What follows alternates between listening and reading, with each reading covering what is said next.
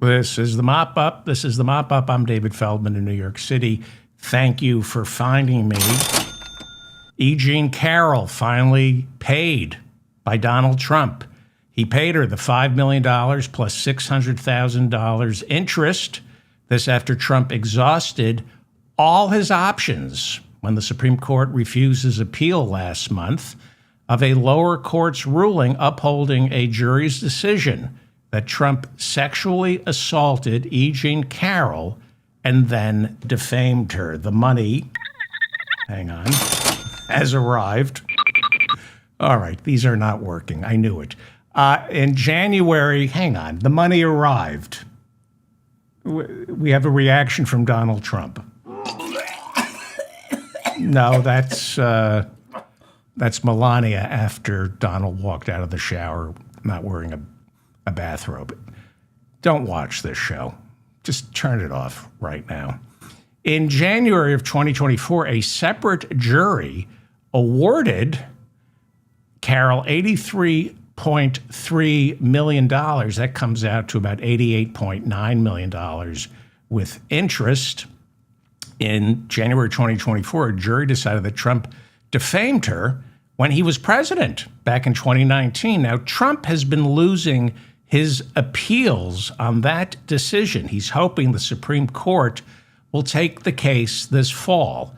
Lawyers for Donald Trump insist that the federal government should pay the it's going to be $90 million with interest, because at the time he defamed E. Jean Carroll, he was an employee of the federal government. And according to Trump's lawyers, the Westfall Act insists that plaintiffs can't sue federal employees for damages caused while performing their official government roles. The Westfall Act says you must sue the federal government. But the lower courts so far have ruled that calling a woman who says you raped her crazy and insisting she's not your type, it turns out that is not a constitutionally prescribed role of commander-in-chief. I thought it was. Meanwhile, Donald Trump will deliver a primetime speech Thursday to make an important announcement regarding free and fair elections. Yes, he's canceling them, or at least faced with an almost certain blue wave.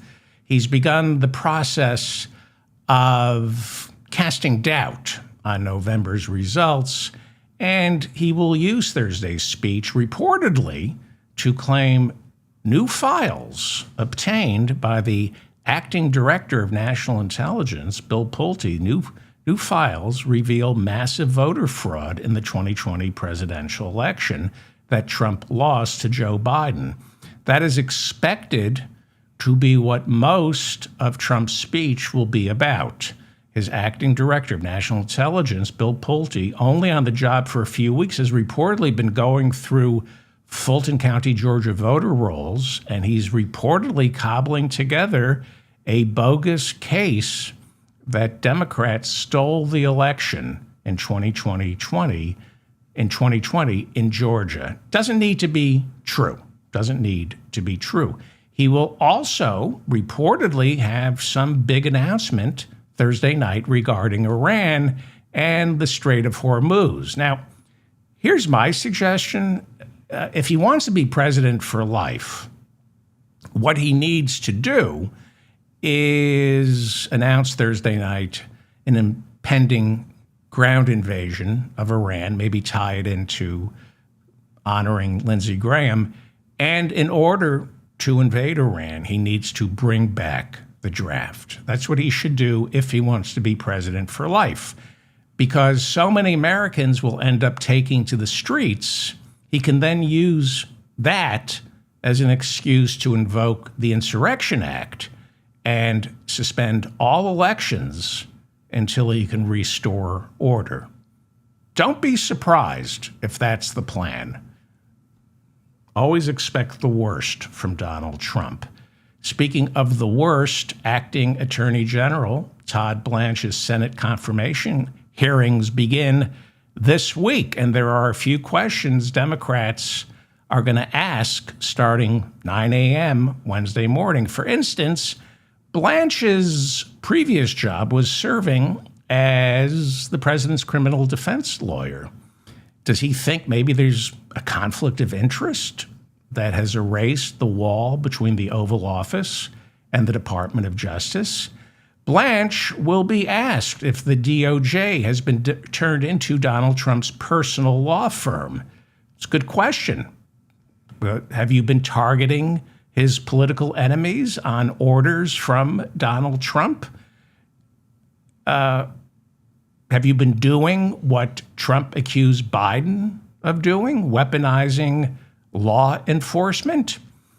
Is it the proper allocation of our government's time and money to prosecute former FBI Director James Comey over his personal delight in seashells?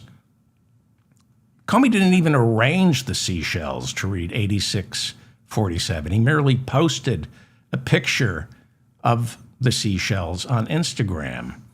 Is trying to secure an indictment over that innocent Instagram post? Is that really the best use of our DOJ's limited resources? He might be asked about Trump's decision to pardon the January 6 rioters, and he's minimized the crimes they were found guilty of. So is there anything Todd Blanche would like to tell the Capitol Hill police officers in the hearing room Wednesday? Anything you want to tell those Capitol Hill police officers whose protection you're the recipient of? Why did Ghislaine Maxwell get transferred to what some describe as a minimum security prison just days after Todd Blanche interviewed her, and she said Trump never committed a crime? Is the president planning to pardon Maxwell? Do you think he should?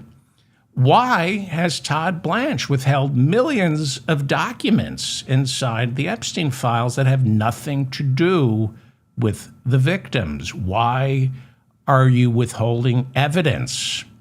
The Justice Department, under Todd Blanche's leadership as acting Attorney General and previously as Assistant Attorney General under Pam Bondi, he has ignored an estimated 35% of all court orders issued against the Trump administration, including that order to bring Abrego Garcia home from that torture chamber in El Salvador, including the order from Judge Boasberg for those 3 planes carrying alleged Tren de Aragua gang members, and Abrego Garcia was on board. Judge Boasberg, in March of 2025, ordered the Justice Department to make sure those 3 jets don't take off, and it was ignored. So Wednesday's hearing takes place on the heels of a judge Monday angrily tossing out Donald Trump's $10 billion lawsuit against the IRS. She scolded Todd Blanche's Justice Department and Todd Blanche for offering to settle that suit by creating a $1.8 billion slush fund for victims of Joe Biden's so-called weaponized Justice Department. That deal also ended all previous tax audits of Trump's family. This agreement to end all IRS audits is expected to save Trump at least $100 million. And despite Monday's dismissal of Trump's lawsuit against the IRS, that erasure of those audits remains very much in effect. So Todd Blanche, under previous testimony before Congress this year, swore under oath that plans for that $1.8 billion weaponization fund, those plans have been discontinued. He says there isn't going to be one, and he swore under oath. And it was confirmed in 2 Justice Department court filings that they were not going to create a $1.8 billion weaponization fund for people like the January Sixers. But it was later revealed that the Justice Department didn't need a $1.8 billion weaponization fund. It was later revealed that the Justice Department decided it could just do it without a special fund.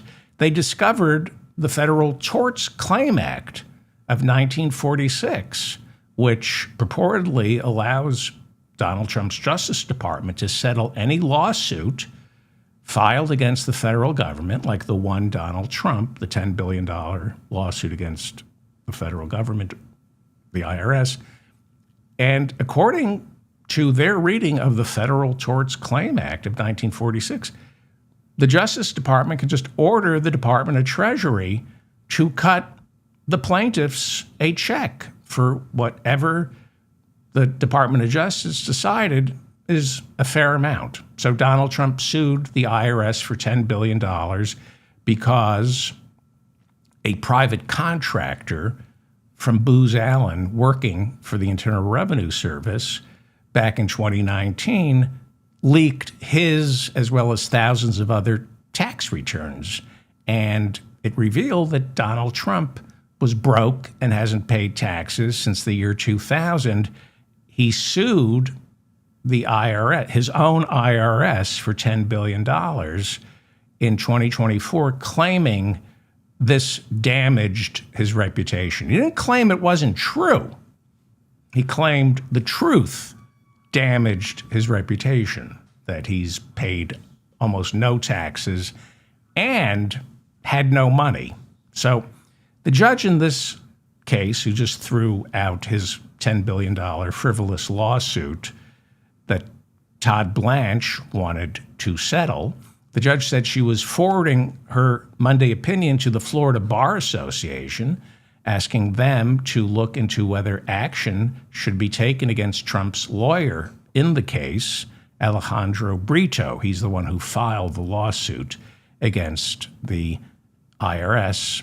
And her opinion was also delivered to the governing bodies for the New York and Washington, D.C. bar, to the two bar associations, which have already opened investigations into possible ethics violations committed by Stanley Woodward, the number 3 man at the Justice Department, and Todd Blanche, whose Senate confirmation hearings begin 9 a.m. Wednesday morning. Well, fighting between Iran and the United States has intensified. And hang on, I'm lost here. Sorry. Fighting between Iran and the United States has intensified. Donald Trump on Monday declared that the Strait of Hormuz is now open. It isn't, but he says it is. And then he said it's open for business with the caveat that those who want to pass through it must pay the United States a 20% toll. On Tuesday, he took back the toll because it's against the law. But Trump, in announcing the 20% toll, told reporters that, if we're going to serve as the guardian for the world's shipping lanes, it's only fair the United States gets something in return. In other words, he broke something and he wants money to fix it, but you can't collect tolls off the Strait of Hormuz. But that's what the fighting is all about in Iran right now. That's what they're fighting over. Iran is forcing ships to pay tolls. And fighting between Iran and the United States continued. Iran killing a sailor on board one of 2 UAE tankers that was hit by Iranian cruise missiles. 8 others were injured. Iran also reportedly fired on the Persian Gulf state of Bahrain. Donald Trump now saying Lindsey Graham was like a brother to him. Kind of makes sense. They shared the initials DT. For the president, DT stood for Donald Trump, and for the senator, delirium tremors. Well, Donald may have been a brother, but it is sister Darlene, Lindsey's sister Darlene, who has been sworn in as her brother's interim replacement and will serve as one of South Carolina's 2 senators until January 3rd, when the new Congress gets sworn in. Darlene was sworn in on Tuesday. She was sworn in on the very same Bible Lindsey Graham's father used to beat him over the head with after discovering Lindsey's treasure trove of bodybuilding and muscle magazines. You might recall her 71-year-old brother died Saturday night from what is initially believed to be an aortic dissection after returning from a trip to Ukraine where he met with Vladimir Zelensky, leading the far right to believe somebody poisoned him. Texas Senator John Cornyn is now demanding to see the toxicology report. He's warning that during Graham's visit last week to Kiev, something could have been slipped in his drink, especially since Trump's new ambassador to Ukraine is Bill Cosby. Actually, I don't think Cosby is our ambassador to Ukraine. But I would like to see Senator Graham's toxicology report. I want to know if there was any actual blood mixed in there with all those toxins. He's a very toxic individual. Meanwhile, FBI Director Kash Patel said he is launching an investigation into how exactly Lindsey Graham died. And because it's Kash Patel, the prime suspect is the COVID vaccine. They're looking into whether he was killed by the COVID vaccine. You might remember before becoming FBI director, Kash Patel sold a COVID vaccine detox on the internet. It was an immunity boost. And if you took Kash Patel's immunity boost, it would get rid of the COVID vaccine if you foolishly got one. That would be our FBI director, who's supposed to be prosecuting snake oil sales people. But here we are. It's 2026. So you got the far right now thinking Lindsey went into cardiac arrest after being fed something. Yeah, like a Big Mac. Graham reportedly felt chest pains early Saturday evening, and he promised associates he would visit his doctor on Sunday right after he appeared on Meet the Press. Instead of Meet the Press, he met his maker. I like to think Lindsey right now is up there looking down because I'm pretty certain he was a top. Alabama Senator Tommy Tuberville telling CNN Lindsey Graham worked himself to death. Sure, yeah. I mean, he could have gone to the emergency room, but Lindsey felt it was way more important to make his 5,000th appearance on Meet the Press instead of taking advantage of that Cadillac taxpayer-funded health care plan Lindsey spent his entire career denying ordinary Americans. Yes, he worked himself to death. He ignored all the warning signs for the good of our country. It was more important that he go on Meet the Press for the 50,000th time, hungover, his dry mouth dripping with fearful praise for our commander-in-chief, while politely urging him to make the rubble bounce in Tehran. Tommy Tuberville said Lindsey died because he was a workaholic. A workaholic. Yes, there are reports that before dying, Lindsey Graham was up to a quart of work a day and was known to put 3 shots of work in his morning coffee, 6 shots of work in his cereal. Why did Lindsey Graham work so hard? Well, Tommy Tuberville explained, quote, most of us have families. Lindsey didn't. Oh, okay. He didn't have a family. So I guess that new senator from South Carolina replacing Lindsey is lying when she claims to be Lindsey's sister. He had no family? Actually, and I'm not making this up, Darlene, his sister, is not just Lindsey's sister, she's also his daughter. You want to go look that one up? Darlene was Lindsey Graham's sister and his daughter. She's my daughter, she's my sister. She's my daughter, she's my sister. She's my daughter. Look, I'll admit it, just like Lindsey Graham, I harbor a secret desire to become Faye Dunaway, but I never took it that far. Lindsey, of course, claimed having a sister who's also your daughter was perfectly fine.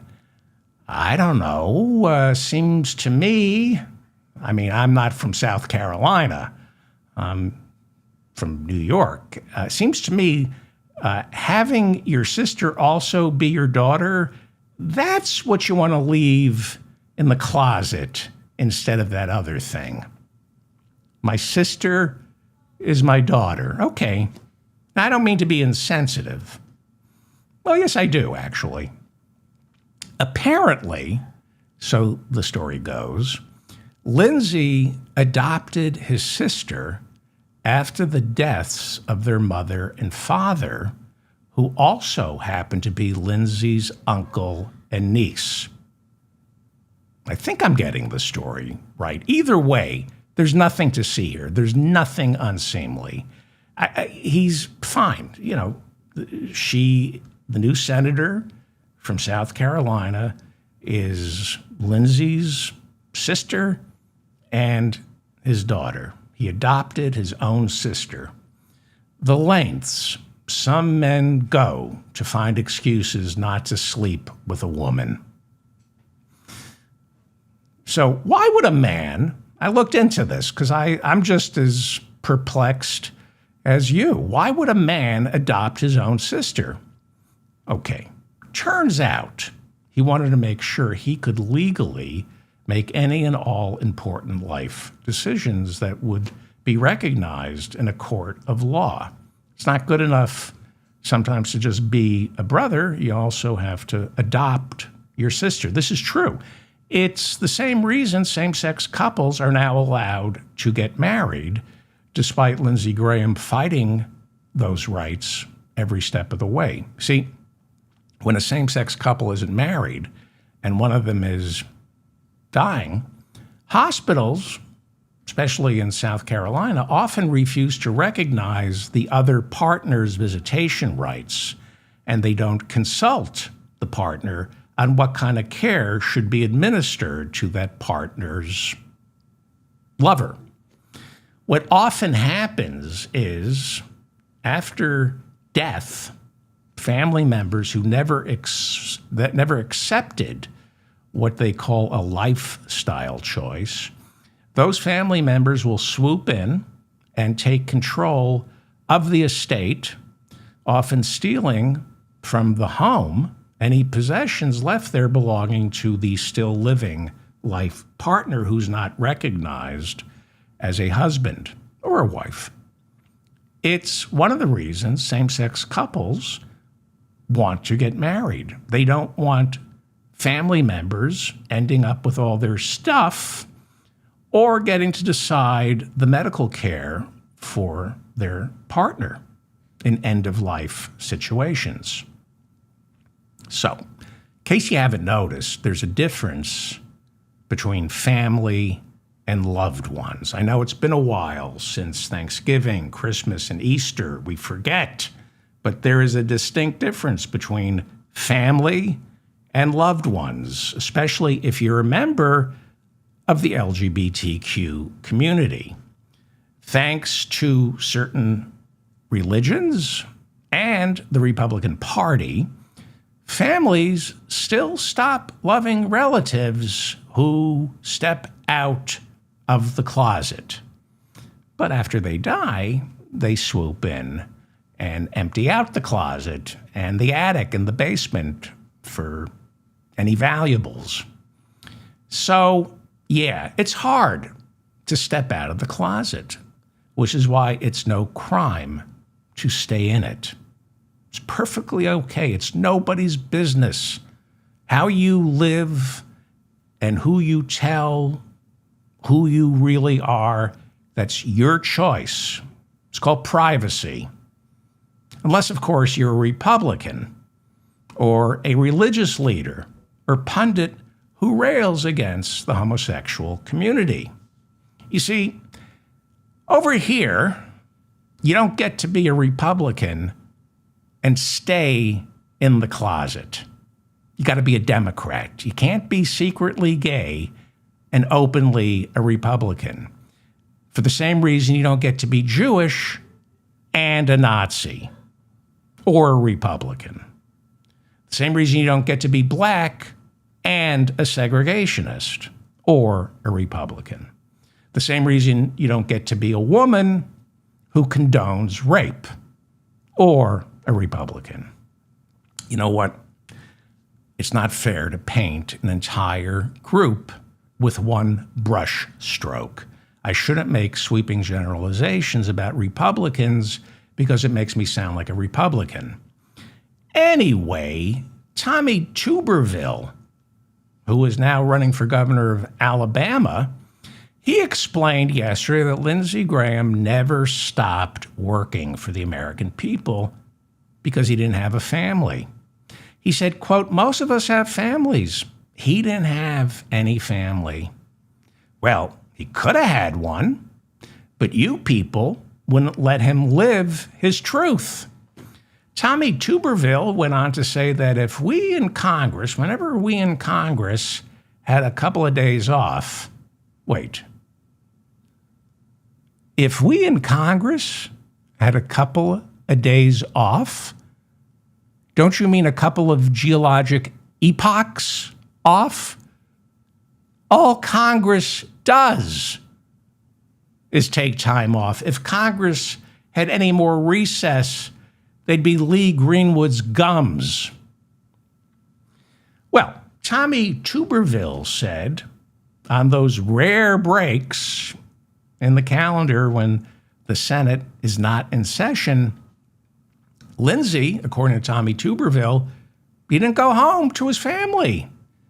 Instead, he went straight to the airport. I don't know if Lindsey ever went straight to any airport. And what do you mean by that airport? The one in Minneapolis where Idaho Republican Senator Larry Craig was arrested? Remember Larry Craig with his wide stance back in 2007? Yeah, he had to step down, give up his Senate seat, which is what got him into trouble in the first place in that Minneapolis restroom. He was trying to give up his Senate seat or some kind of seat, and then he went to work for the National Rifle Association.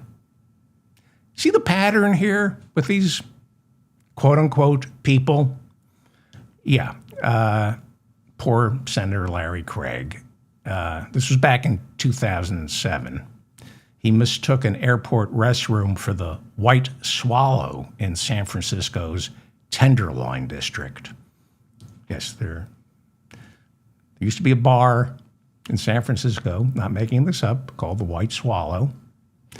And, okay, I lived in, some of you are watching me in San Francisco. I lived there for 12 years. So I know you're going to write to me and say, no, the White Swallow was never in the Tenderloin. I know that. It was actually on Nob Hill, but I don't think anyone would believe me that there was actually a bar in San Francisco called the White Swallow on Nob Hill. So I said the Tenderloin. I lied because I don't think the American people could handle the fact that there was a gay bar in San Francisco called the White Swallow on Nob Hill. Nob Hill, named after Randolph Nob, the inventor of rollerblading in tight spandex. Randolph Nob. Nobody was rollerblading in tight spandex until Randolph Knob invented that. I miss San Francisco. Anyway, back to Lindsey Graham. According to Tommy Tuberville, instead of spending time with that family Lindsey didn't have, Lindsey traveled to some far-off distant land, said Tuberville, which, if I'm not mistaken, was also the name of the far-off distant land Lindsey always traveled to. Tuberville. I think that's what he used to say. I'm off to Tuberville. Tuberville is what they call the wrong side of the tracks down in Margaritaville. If you ever visit Margaritaville, they say, stay out of Tuberville. That Nob Hill is very steep. Tuberville. That's his name. I'm not a football fan. So maybe I'm not pronouncing Tuberville. Tuberville. Sounds like that line of SUVs that Cadillac discontinued in the 1990s. The Tuberville. It's kind of like the Cadillac Seville's larger premium model, the Tuberville. It has all the aerodynamic elegance of an Oscar Mayer Wienermobile, but with way more headroom. The Tuberville. Cadillac's the Tuberville. Anyway, Tommy Tuberville, running for governor of Alabama. He's replacing Kay Ivey. Good man. You know, as far as racists go, you can't find a better Republican than the very racist Tommy Tuberville, who is a racist. A racist, Tommy Tuberville. He said Lindsey Graham, on the Senate's days off, because he didn't have a family, Lindsey went somewhere to, quote, try and work out something for our country. Yeah, like who can forget? When the rest of us were celebrating Easter, Lindsey was working for the American people by conducting surprise investigations inside Disney World, checking on the safety of Little Mermaid bubble wands. Remember that photograph earlier this year? While the rest of you were kicking back for spring break, there was Lindsey Graham up on the wall, guarding us from any possible choking hazards in the design and manufacturing of Little Mermaid bubble wands. Nobody cared more about the safety of Little Mermaid bubble wands than Lindsey Graham. There he is, hard at work, or just hard at Disney World, keeping us safe. We will miss him. We will miss Lindsey Graham. He was a great man. And, you know, he knew something was wrong Saturday night. He felt a stabbing pain. This is true. He felt a stabbing pain. And according to Tommy Tuberville, Lindsey called an aide who was at a bar watching the World Cup, and he ordered her to call 911. Because when you're alone in your apartment and you need emergency services, the first person you call is an assistant and ask, hey, what's the number for 911? You know what? Can you call them for me? That's how in touch with the regular working folk Lindsey Graham was. The last phone call he ever placed was to his assistant, ordering her to send an ambulance to his apartment. I believe that's called swatting. I think he self-swatted. Yeah, but he's busy. He's a United States senator looking out for us. He didn't know how to do something so minor and insignificant like picking up a phone and only pressing 3 digits. He's too big. He's planning invasions of Hormuz and Yemen. You don't pierce his bubble of creativity with something as quotidian as asking him to order his own ambulance. That's not how it's done. Doesn't befit a United States senator of his stature to call for his own ambulance when he's dying. That's what the servant class is for. It's sad. It's very sad. We will miss Lindsey Graham. Everybody's upset. That small South Carolina city where Lindsey was born and raised is flying its flags at half-mast after they learned of his orientation. It's all coming out now. He didn't come out, but it's all coming out now. So they're flying their flags in half-mast. At half-mast. Yeah. Well, Donald Trump is very sensitive and very upset about all this. Speaking of Lindsey's passing, Donald Trump said he's a big believer in genes. He says life is determined by what your parents hand down to you, which Donald has lost 4 times over in bad investments. He told reporters life is a horse race, and he noted Lindsey's own father died from a heart attack at the age of 69. Trump then added, so Lindsey was effed. 71, your father died from the same condition when he was 69. Donald Trump said, it's genes, you're effed. Kind of like by the time Donald's father was his age, he was in the throes of Alzheimer's. Same thing, you're effed. So if your father died from heart disease, there's nothing you can do. Nothing you can do.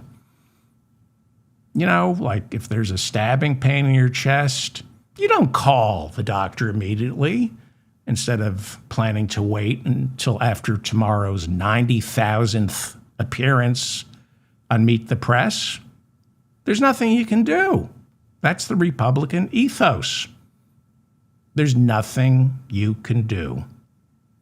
Like Donald Trump said, there was history of heart disease in Lindsey Graham's family.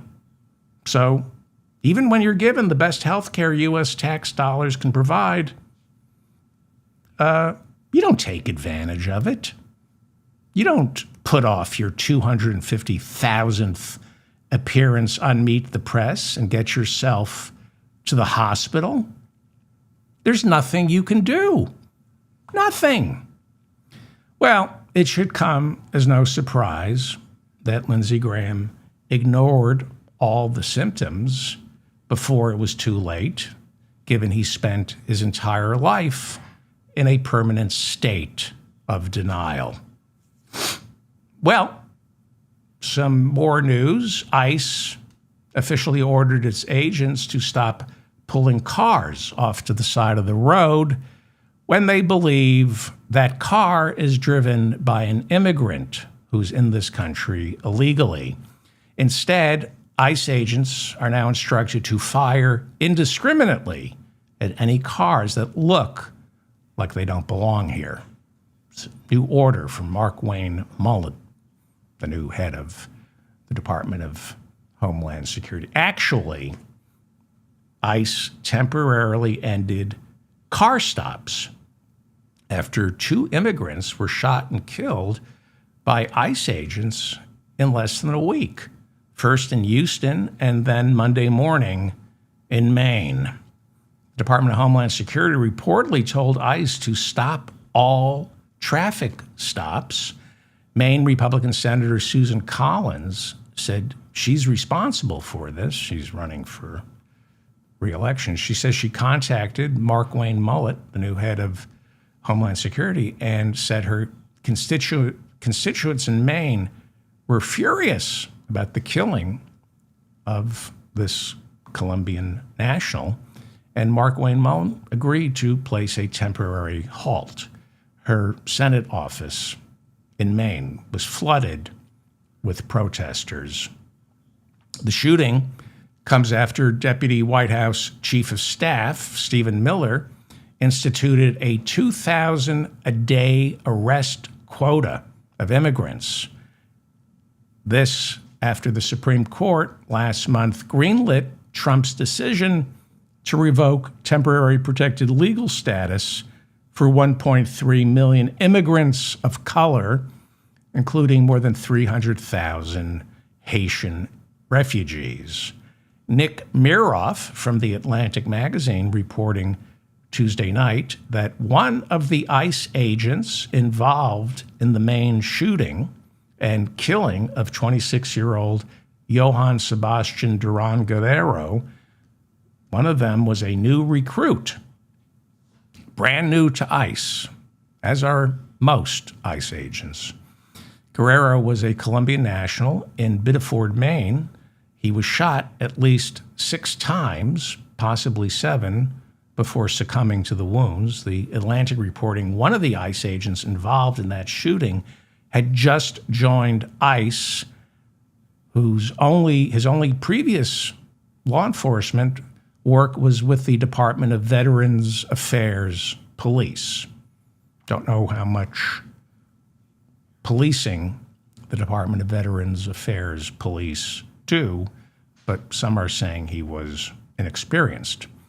Thanks to one big beautiful bill, ICE now has billions to spend hiring close to 10,000 new ICE agents, but they're having difficulty finding individuals who are qualified physically, intellectually, emotionally, and too many are automatically disqualified because of their criminal records.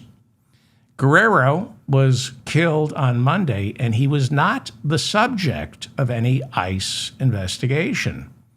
He reportedly, on Monday, left the home he shared with an immigrant who was being surveilled by ICE during an early morning 7 a.m. stakeout. When Guerrero drove off in his white Kia sedan, ICE agents reportedly stopped him. Not the subject of any investigation. They just stopped him. And one of the agents said he feared for his life and began shooting only after, you want to guess what he said?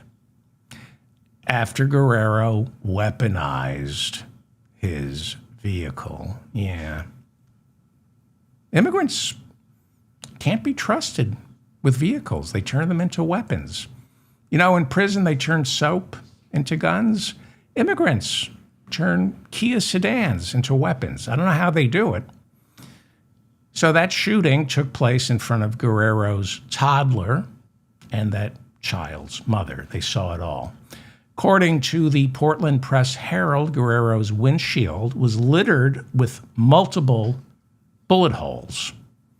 There are reports that audio from a nearby Ring camera suggests officers fired anywhere between 6 and 7 shots into Guerrero's vehicle.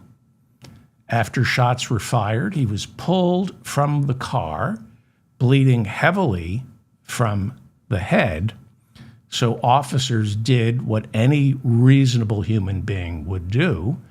They placed him face down on the road as he bled out and handcuffed him. That's how he died. Face down on the road, bleeding out, handcuffed.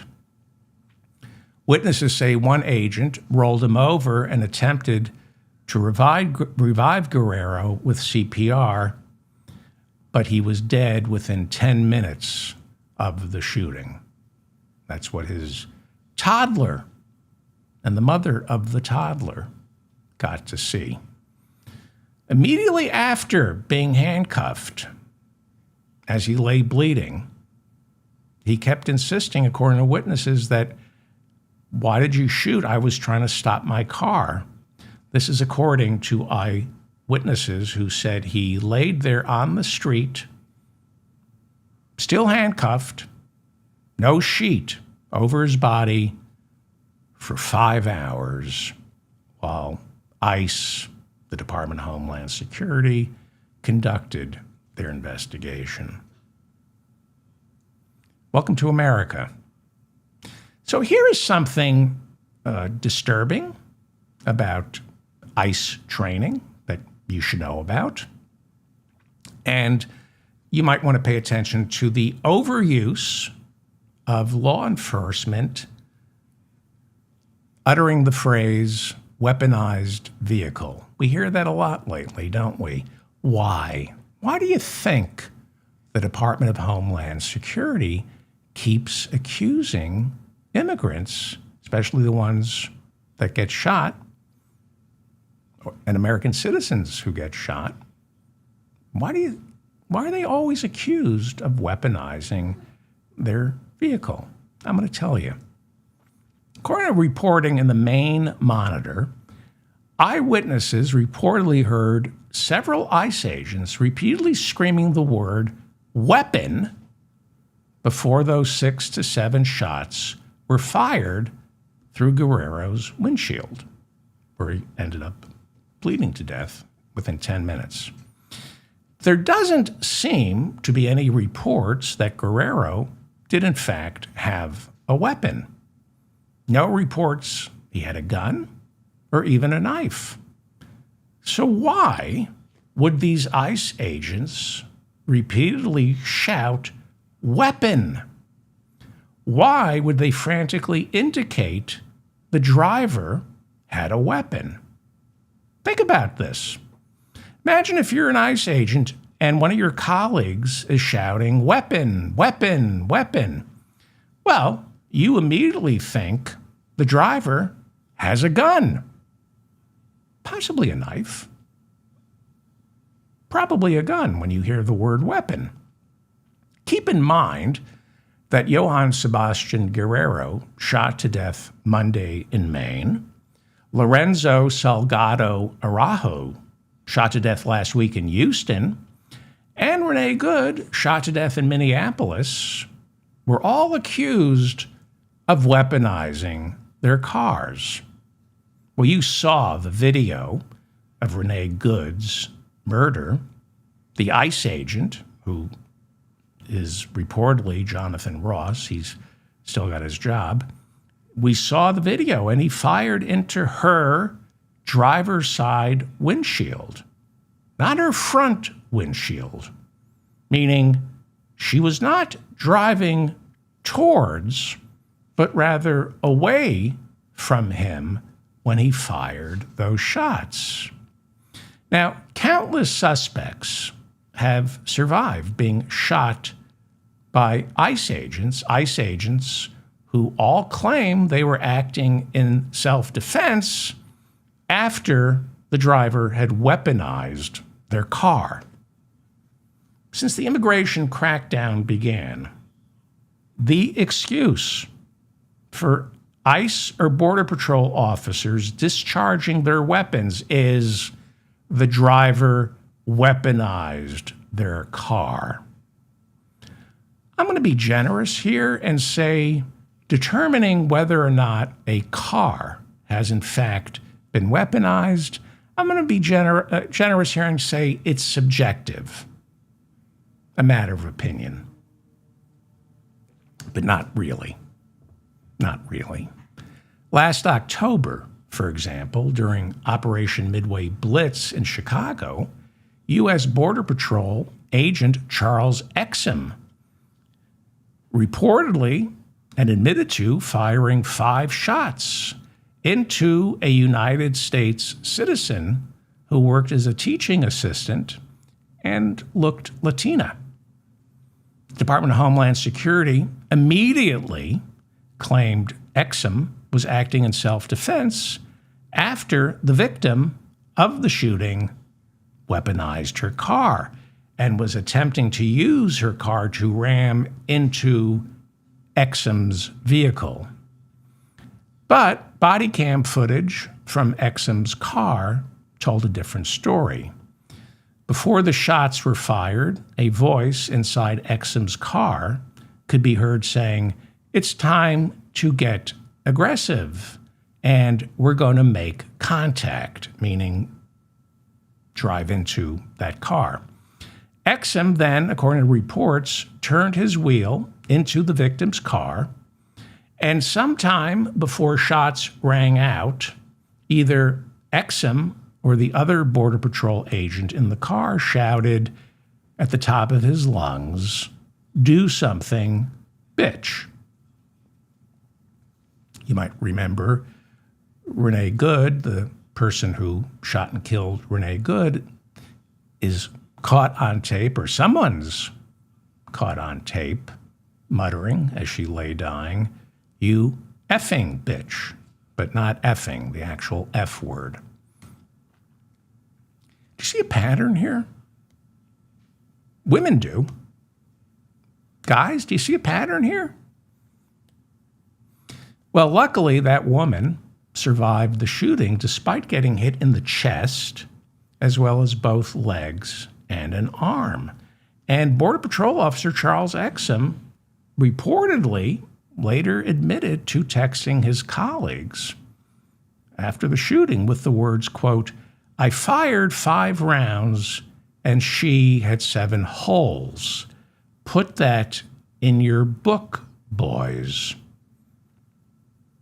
Border Commander Greg Bovino, who was running Operation Midway Blitz at the time, texted Exum to congratulate him on a job well done, adding he hoped Exum would rethink his upcoming retirement because, wrote Bovino, there's still much more work for him to do for our government. So, why did the ICE agents in Maine repeatedly scream, "Weapon, weapon, weapon," when what they really believed was the car Guerrero was in, the Kia sedan, was the weapon? Why would you scream "weapon, weapon, weapon" to your colleagues when you fear that you're going to get run over by the car?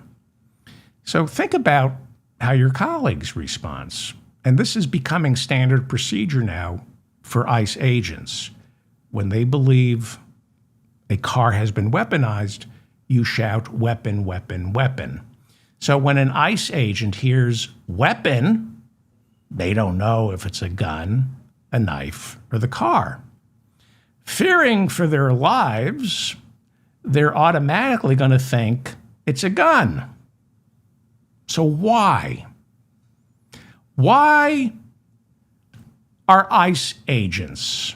Why is the Department of Homeland Security conflating guns with cars? Why do you think? Think about it. I'm going to tell you, but see if you can guess. Why are ICE agents conflating guns with cars? Why does the Department of Homeland Security always insist after ICE agents shoot an unarmed citizen or immigrant that they had, quote, weaponized their vehicle?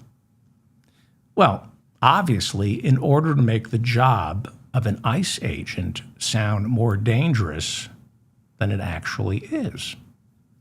In order to justify spending billions and billions on costumes and props for ICE agents to play dress up, you have to convince politicians and the American people it's dangerous out there for ICE agents.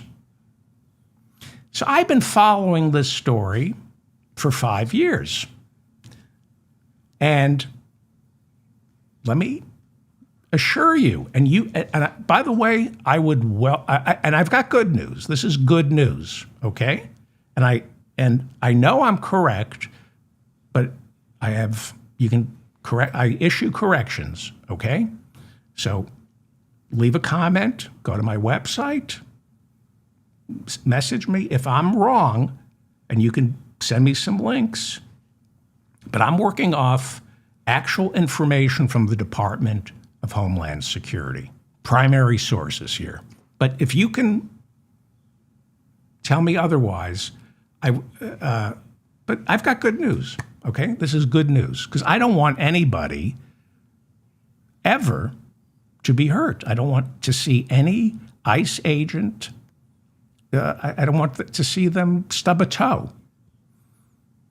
There has never been a story of an ICE agent or ICE agents attempting to make an arrest and getting shot at by the immigrant they're trying to apprehend. Let's start there, okay?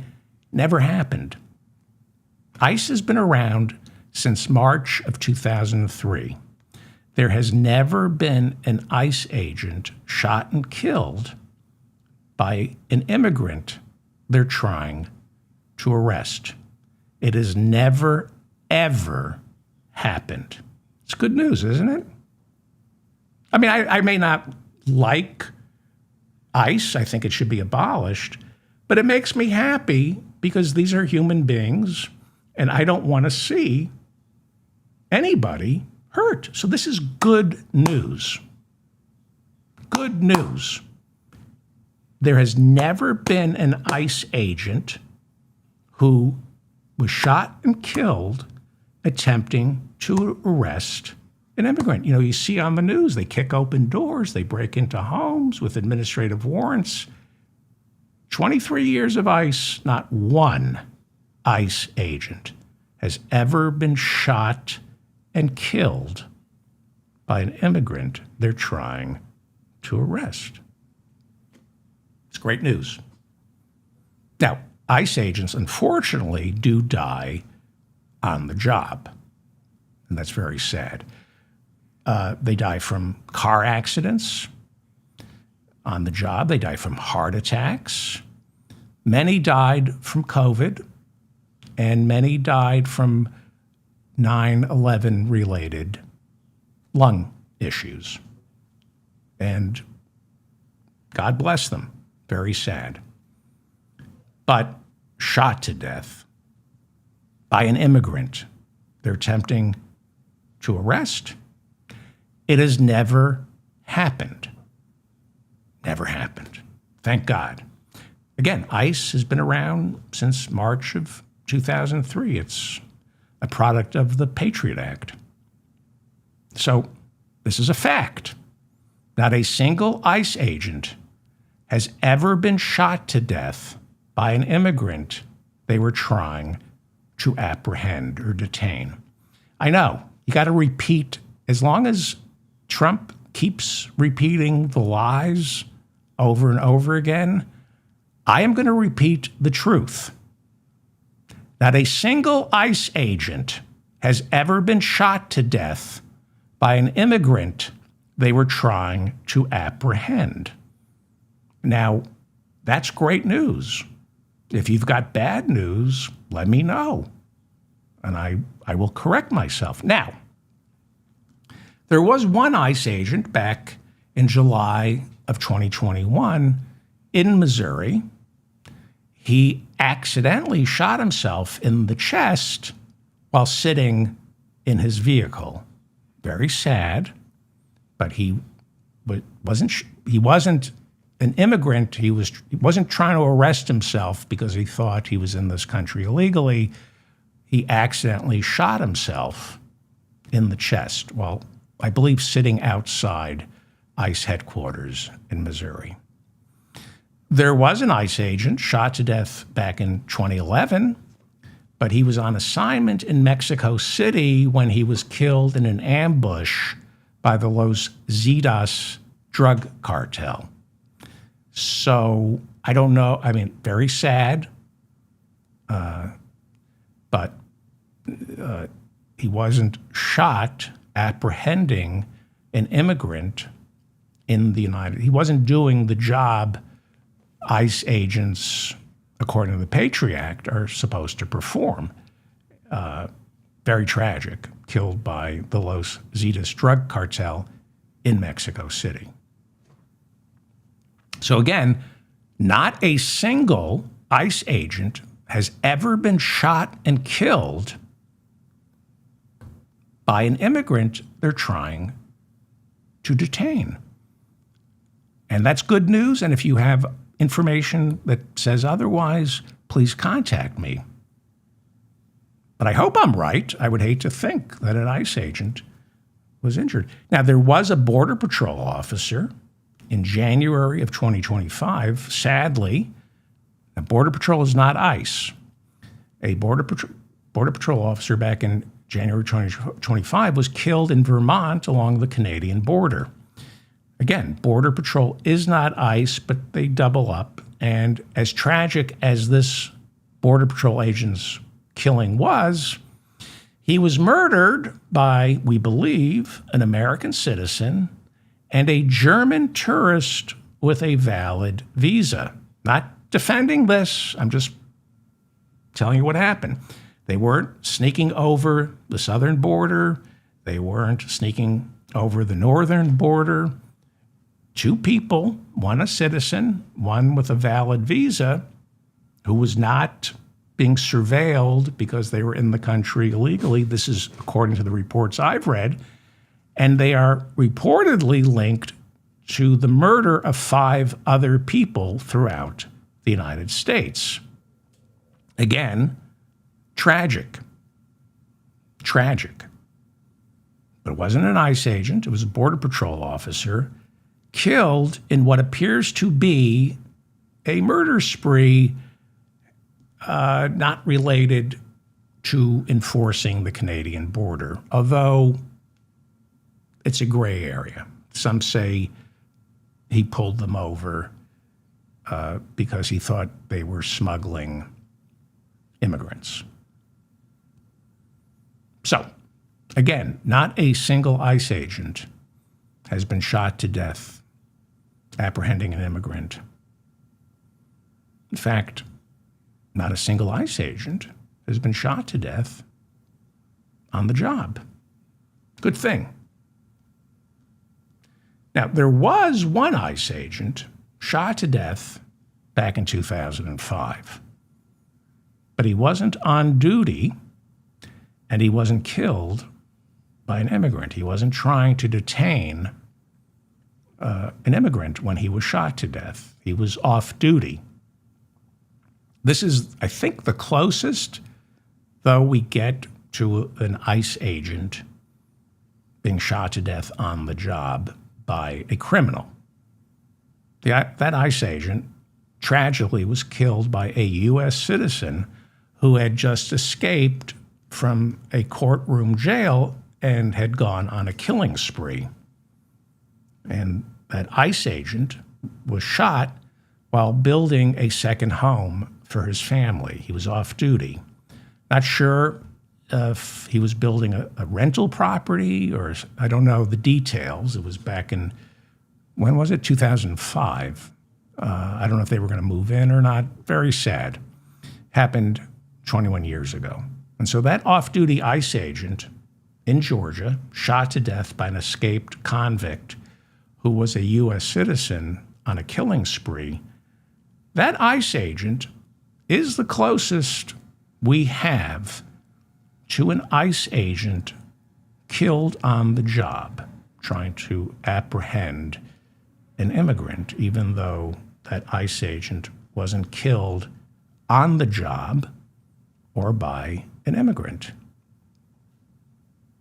Again, since Donald Trump will be speaking to the nation Thursday, repeating lies so that some of you will believe them, not a single ICE agent has ever been shot to death or killed while trying to apprehend an immigrant. Never killed on the job. ICE agents. You know, the news is so depressing. It's important sometimes to report good news, and I'm reporting the good news. I know it's not clickbait. Mainstream media only wants to tell you things are horrible. Well, I'm here to tell you good news. Good news. Here's some great news, and it is good news. Not a single ICE agent has ever been shot to death in the line of duty. Not one. It's great news. So, why were those ICE agents in Maine reportedly shouting "weapon" before Johann Sebastian Duran Guerrero was shot to death in front of his child and that child's mother? Because, as I said earlier, many ICE agents are trained to scream "weapon" to alert their colleagues a car has been weaponized. Now, you and I would think they would be more specific. Kind of important to know whether the driver has a gun or a car. But not these ICE agents. They've been trained to believe a gun and a car are the same thing. And that might lead a fellow agent to believe when he hears "weapon," the driver has a gun and not just a car. When an agent hears "weapon," they're most likely going to figure gun. And that's going to get the driver of that vehicle shot to death. Seems to me we should be training our ICE agents to differentiate between guns and cars. But they don't. ICE is never going to do that because immigrants never shoot ICE agents. Never. It's never happened. So, in order to justify the billions spent arming ICE agents, and of course allowing them to wear masks and shield their badges, you must make the job seem more dangerous than it actually is. The good news is it's not a dangerous job, and that makes me happy. It's nice to know ICE agents are safe. I don't want them hurt. And it's also nice to know every immigrant who's ever been pulled over by an ICE agent never fired a gun at them and shot them to death. That's good news. Makes me happy. The ICE agents are safe, and immigrants are, as I keep telling you, for the most part, law-abiding citizens. Well, they're not citizens. They live and work here and are part of our community. Guy in Texas shot last week, 30 years in our community. And I can assure you of this, and this is, I don't mean to get pedantic here, but I cannot stress this enough because our president is going to be spreading lies Thursday night. So I know this country lacks critical thinking. So let's just do a little thought exercise here, okay? If these immigrants were criminals, our local police would have already arrested them. That's how it works. See, that's the wonderful thing about our criminal justice system. We have close to 2 million people behind bars. And if you're a person of color, if you're an immigrant, especially if you're an immigrant, this is a police state. If you're a white citizen, it's not. But if you're a person of color or an immigrant, or a member of the transgender community, as well as other protected classes of people, it's a police state. And that means if you're an immigrant from, say, Central or South America, and you're not white, there are, hundreds of thousands of police officers chomping at the bit, looking for any reason to arrest you, even when you're innocent. So I can assure you The same way I know that not a single ICE agent has been killed, shot to death, while trying to arrest an immigrant, I can assure you there is not a single non-white immigrant, legal, undocumented, document, work visa, no visa, not a single one is in this country who has ever gotten away with rape, murder, child molestation, armed robbery, shoplifting, or driving 11 miles an hour in a 10-mile-an-hour speed zone. The odds are, yes, that some of the 14 million people in this country who lack the proper documentation, they don't lack the proper documentation. Donald Trump just doesn't want them. They all have documentation, but there are 14 million people who are being targeted by ICE. Any one of them who is guilty of committing a crime inside our homeland, you know where they are? They're in a state prison or a federal prison. Use some critical thinking. Do you for 1 second believe police officers arrest an undocumented immigrant for murder and says, "Oh, you're undocumented. You're not a citizen? Oh, dang. I guess I'm going to have to just throw you back out on the streets and just hope ICE eventually finds you and arrests you." It's not how it works. Police can't wait to arrest someone who's not a citizen. They're terrified. Sometimes they can't afford a lawyer. So you put numbers on the board if you're a DA or a police chief.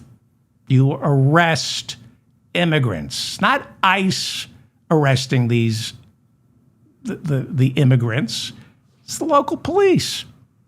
Of the nearly 2 million people in state and federal prisons and jails, I'm not including the for-profit ICE detention camps,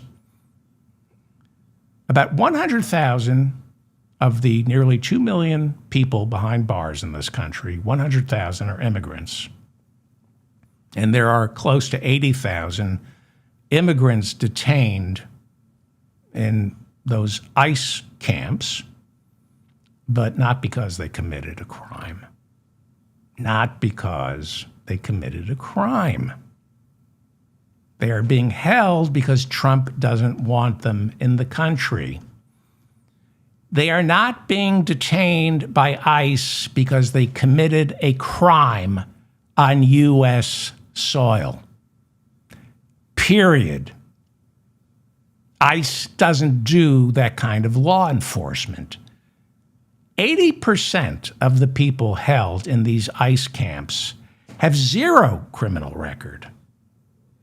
The other 20% have either once been charged, most likely with a misdemeanor, or in rare cases served time, either here in the United States or back in their country of origin, for committing a crime. But even if they had one time committed a crime and went to jail, they served their time. They didn't escape from prison.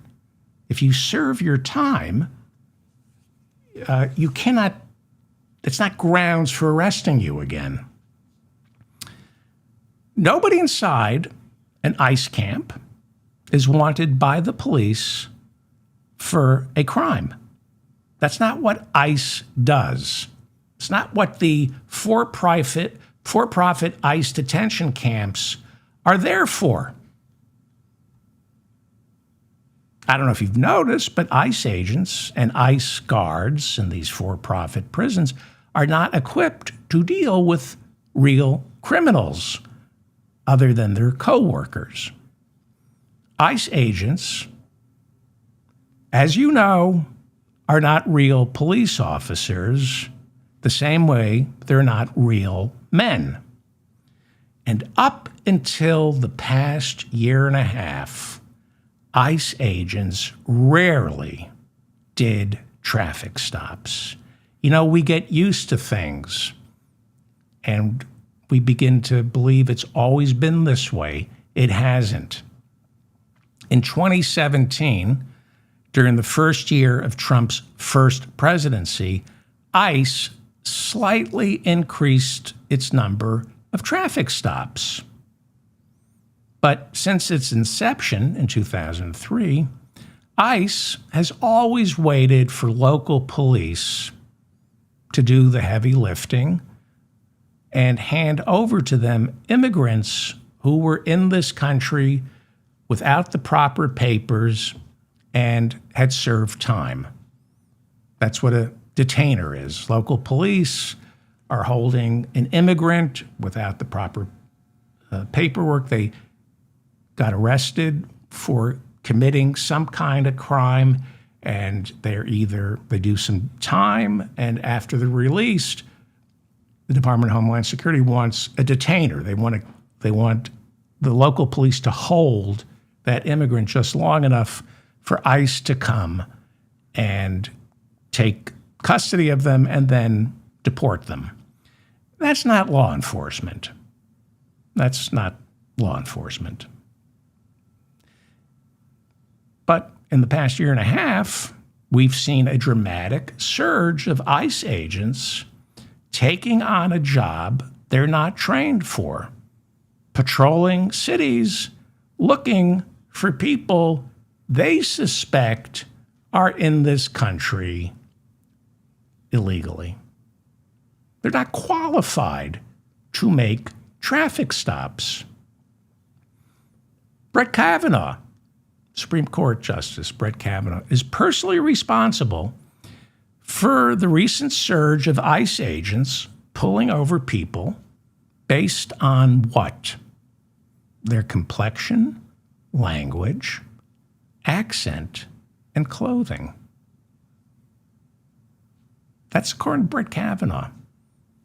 Supreme Court, it's temporary. It's temporary. They're called Kavanaugh stops. The Supreme Court has what is called a shadow docket. The court is constantly issuing temporary rulings, especially during their summer recess. The shadow docket allows the Supreme Court to issue temporary injunctive relief on issues before but not yet decided by the Supreme Court. So injunctive relief is based on a hunch that judges have on which side will eventually prevail in this suit, and so they go ahead and issue a preliminary ruling, a temporary order, temporary injunctive relief, and that relief, that injunction stands until the Supreme Court reaches a final disposition of the case.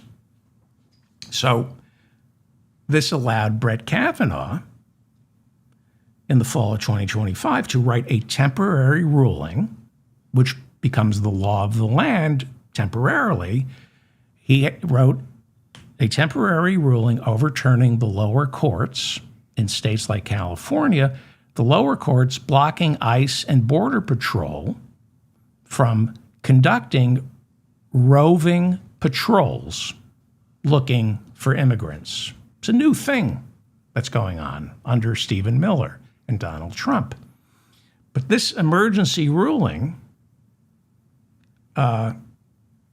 which the lower court said was unconstitutional, Kavanaugh upheld the right of border and ICE agents to pull someone over if that agent had what they call reasonable, articulable suspicion.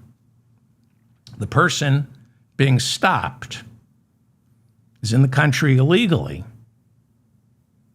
And he said agents are allowed to stop that person based on the reasonable, articulable suspicion they looked or sounded Hispanic. That's Brett Kavanaugh. Now, again, this is temporary injunctive relief, meaning we don't know how this is going to eventually get settled. But I have a hunch, this is what Brett Kavanaugh is writing, I have a hunch that eventually this court will rule that rolling patrols of ICE and border agents are allowed to pull somebody over based on the fact that they're Hispanic, they speak with they have an accent, or they're dressed in a certain way. So these are reasonable, articulable suspicions, not just one. You can't say I pulled him over because he looked Hispanic. It's got to be about, I think, there are like 14 categories, and if you can check off 3 reasons, then you have reasonable, articulable suspicion to pull somebody over. Do you really think the Supreme Court, maybe this Supreme Court is going to rule that's constitutional?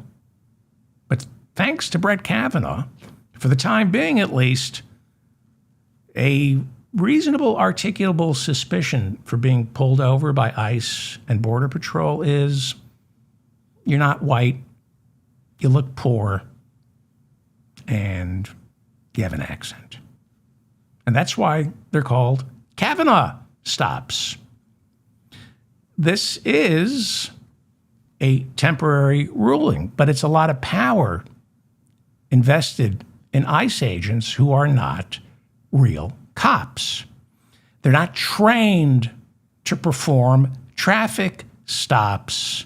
And it's why so many innocent immigrants and U.S. citizens are getting shot, some to death.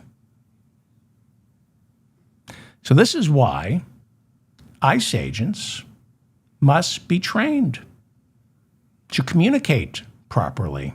I know their inclination is just a series of grunts, but not a good idea to scream weapon when the driver doesn't have a gun. A car is not a weapon.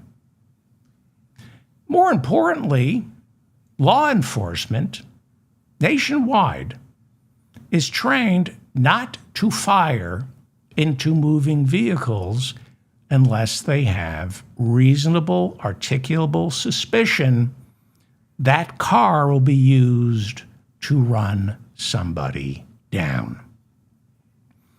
Law enforcement officers, federal and state and local, are told if someone is driving away from you, you don't fire at the car.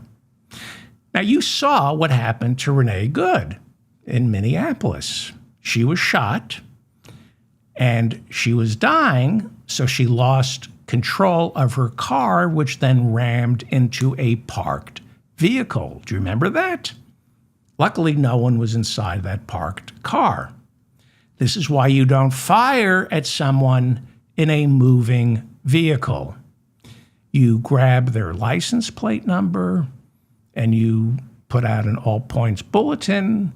You arrange for patrol cars, state, local, and federal, to track that vehicle down. That is standard procedure.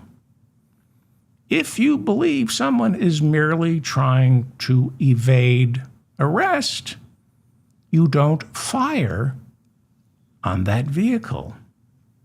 Now, if you believe, this is according to the law, if you believe the vehicle has been weaponized and is coming right towards you, the law says it's okay to fire to protect yourself.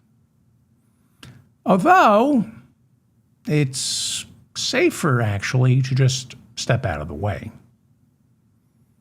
Seems to me the time spent aiming your weapon is time you could spend simply getting out of the way.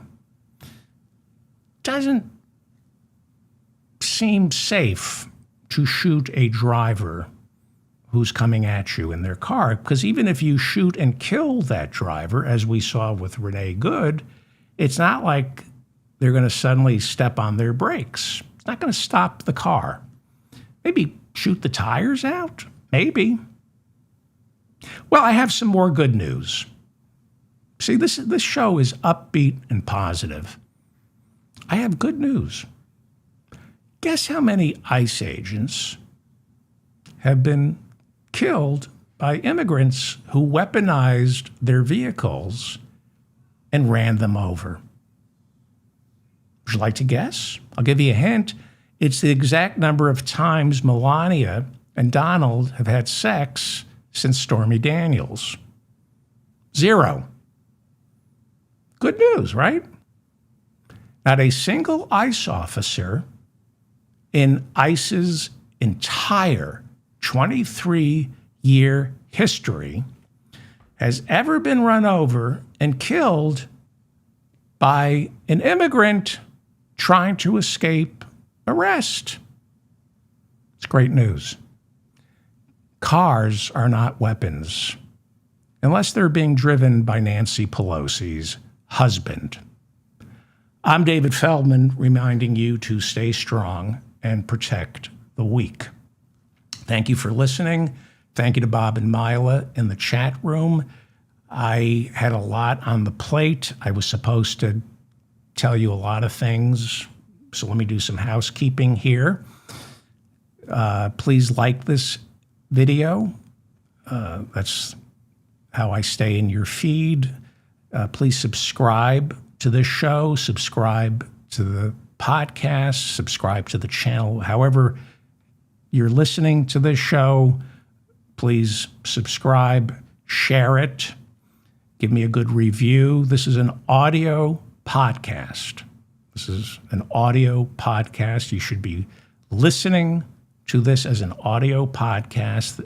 As the police say, there's nothing to see here. If you're ambulatory, go for a drive or a walk, or if you're clean your home listening to this show, you don't need to watch this. And according to Facebook, I'm too sexy.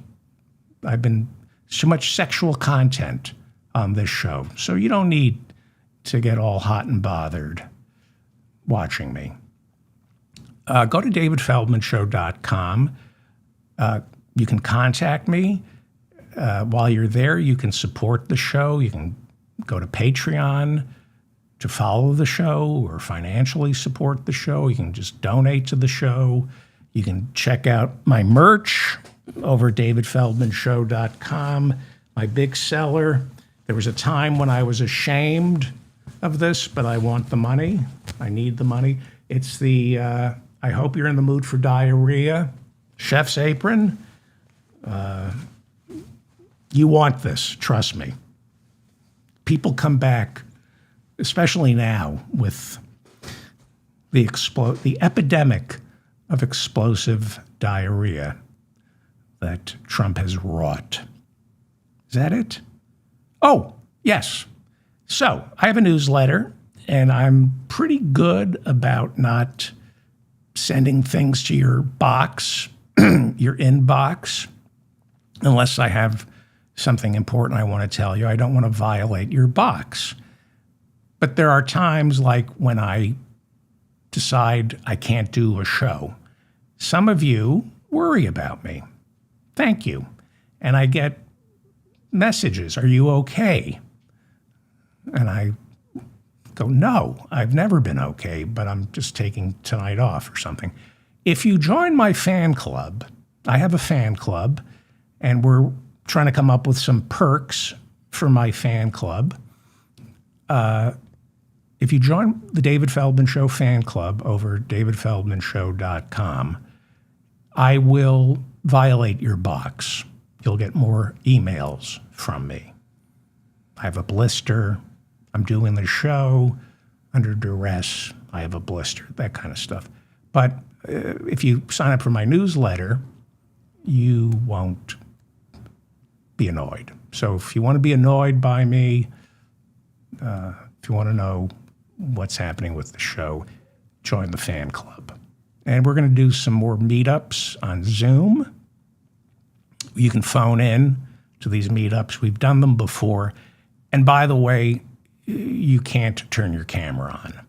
We had a big problem back during COVID, and I said, we're going to do Zoom meetups, and you only see me or my guest, but the people in the crowd can't behave. My audience cannot behave with a camera on them. So we do Zoom meetups because you cannot be trusted with a camera. I'm trying to conduct an interview or talk to guests, and somebody has the camera on, and they're pulling a Jeffrey Toobin. Okay, I think that covers everything. This was a good show. I'm in a rage over things, and I'm blessed that I can let it out. Okay, thank you.